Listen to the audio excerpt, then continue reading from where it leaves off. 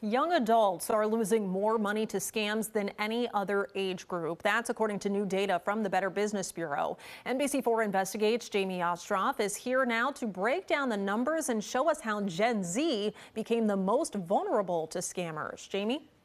Jen, you've been doing this a long time, too. You might find this just as surprising as I did. Years of data from the Better Business Bureau and the Federal Trade Commission have shown older adults are prime targets for grifters, and in a way they still are. The latest BBB research shows that while seniors do fall for scams more often, Gen Z victims are losing more money. $1,700 lost because of a phony job listing. $690 paid for a pair of Taylor Swift tickets that didn't exist. These are just two reports of many from young scam victims to the Better Business Bureau of Central Ohio. It's somewhat surprising because we've all been, accustomed to hearing that seniors are the biggest targets of scams. But if you think about it, there's so much happening online, and we're seeing the younger generation really becoming victims of online scams. According to the BBB's most recent Scam Tracker Risk Report, Gen Z is now losing more money to scams than their baby boomer counterparts. The median dollar loss for scam victims aged 18 to 24 is $220. For victims 65 and older, that drops to $199. Both are higher than the median loss for victims of all ages, $171. To what can we attribute that? It is the volume of opportunities that's online. The annual risk reports show young adults have been taken for more money every year since 2019.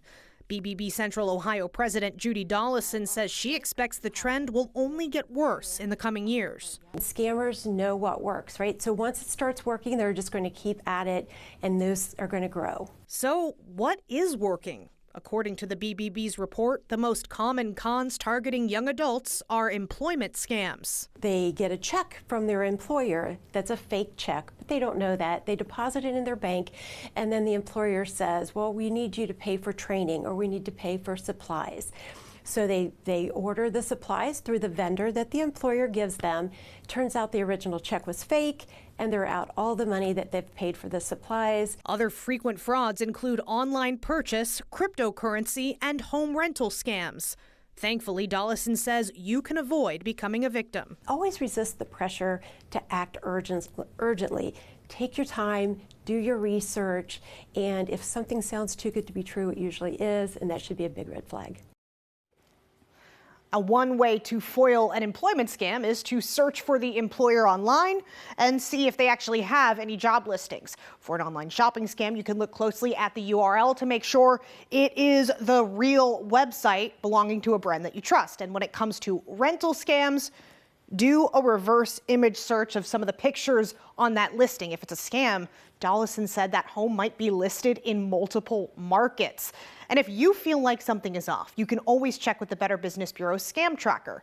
The Bureau encourages everyone to report scams on the tracker to keep others from falling victim. And you can find a link to all of that inside this story at NBC4i.com.